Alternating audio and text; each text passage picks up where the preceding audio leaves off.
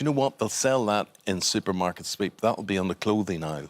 Well, they've got their own, haven't they? They've got their own. They've got everything. They've got everything. Yeah. Right. So, yeah, it's back. It's on ITV tomorrow afternoon, presented by our son Rylan, running that supermarket just the way it should be done. Let's have a look.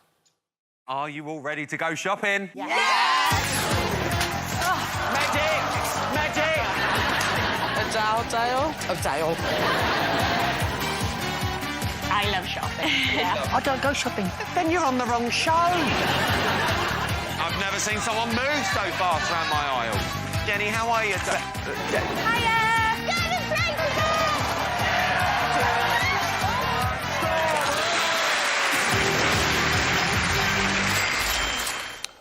Rylan, I was watching a programme on Saturday night about shopping, about stores. Are you being served? It was called Why We Love Are You Being Served?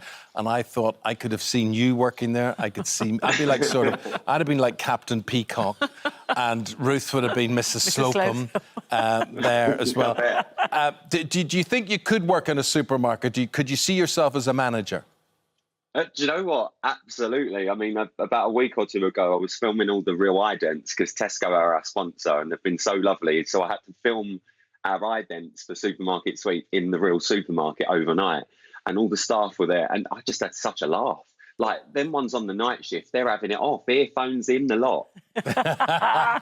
But yours is a real supermarket. I know it's a TV show and it's all rigged up, but we were really surprised at how real it is. You know, I thought everything would be cardboard boxes and just plastic. No, it's all real. No, it's all completely real. All of the products are completely real on the shelves. Everything you see. And this year, especially, we've aimed for zero waste. So sort of every 3-4 days, all of the perishable food gets donated to food banks.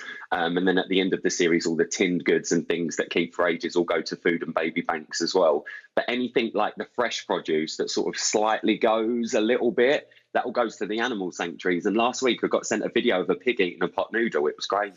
Right. I love the pot noodle. There's only going spare. I'm just looking at you and I'm realising, have you got a sort of rigged up, like most people do Zoom from their homes and they're sitting in their bedroom, whatever. Are you in a sort of like Big Brother diary room or something? Yeah, this is my diary room. This is my diary room chair from the series that I won. So I built a diary room. I've got a lot of time on my hands these days, Dad. But that's not the only bits of your house that are a bit like Big Brother. Yeah, true. It's well, look, if I'm being honest, I furnished 2 houses from Big Brother. I just robbed at work. But yeah, no, I did build a sort of Big Brother house. Seeing as our one got knocked down, I thought I'm going to have to keep the legacy up somewhere. Now, the legacy of Supermarket Sweep, it's back where it belongs. It's on ITV. Yeah, and you know, that's such an amazing thing for us. Like, we were so excited. We launched the show last year on ITV2. And, you know, ITV2 were amazing with us, but it's a lot younger skewed channel. So a lot of the contestants were younger and, you know, that was the demographic they were going for. But now that we've moved to ITV, I mean, I've had contestants called Doris, Jean, Betty, the lot. I have absolutely been in my element. If we had a shop mobility bit with some scooters, we would have been laughing. But how does Doris, Jean and Betty, how do they race round those aisles? That's the thing. Hilariously is the word I would go for. We had this one lovely woman from Wales. She was on with her granddaughter, and I think we did speak about her age. She was nearly 80, and you could just tell her granddaughter had just dragged her along. She knew she was on Supermarket Sweep, but she just kept trying it on with me, and I just kept saying, "You're barking up the wrong tree." She still didn't get it, and she still didn't understand it. But yeah, I couldn't even go and give her a cuddle and a kiss, which was a shame. But yeah, because it was great. You've done it with social distancing, haven't you? Well, how obvious will that be to us watching it? We are very, very proud because we were sort of one of the first shows to go back into studio, sort of post-lockdown, if you like. And sort of behind the scenes, it was masks, social distancing, temperature checks, all of this. It was very, very different for us. But actually, visually, you're not going to notice the difference. We're quite lucky that a trolley is 1 metre plus, so that's a touch. And all of our podiums are already set 2 metres apart anyway. And the contestants are 99% from the same household. And if they're not, they're tested and put in hotels. So as a viewer, it's amazing because it doesn't look like lockdown TV. And I think we need a bit of that. What if you're a first-time viewer, Rylan? What if you actually, you know, you've come from planet Mars and you haven't seen this programme either in its previous incarnation with Dale or your reinvention of it? What would you say people should expect? What's coming their way? It is everything you want to do in a real supermarket, but you would probably get arrested for. It's the dream show, and I think especially after what we've just been through, it's where it's moved to ITV daytime as well. There's more of a quiz element to it now, which I'm really excited about.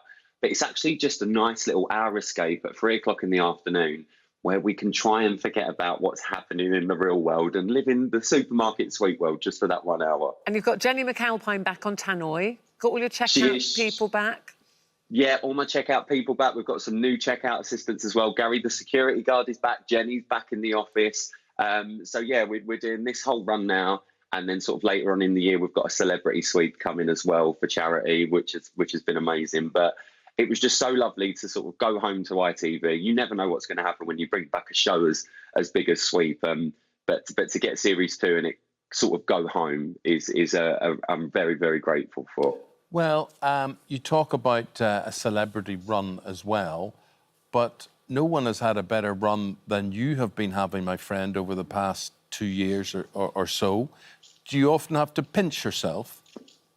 Well, that's why I built the diary room, so I could sort of lock myself in and just come and have a little cry every now and again. Aww. So, yeah, that's why I've got this. No, I've been very, very lucky, you know, especially with lockdown as well. You know, I think it's just gone to show everyone that it doesn't matter sort of what walk of life you come from, we all had to do the same thing. And, you know, for that first month or so during lockdown, I was indoors. I'm lucky enough to have a garden. So, you know, I dread to think people that lived in flats and things that didn't have outdoor space. But I then got very, very lucky that I was able to sort of do things like this and work from home and do some remote working.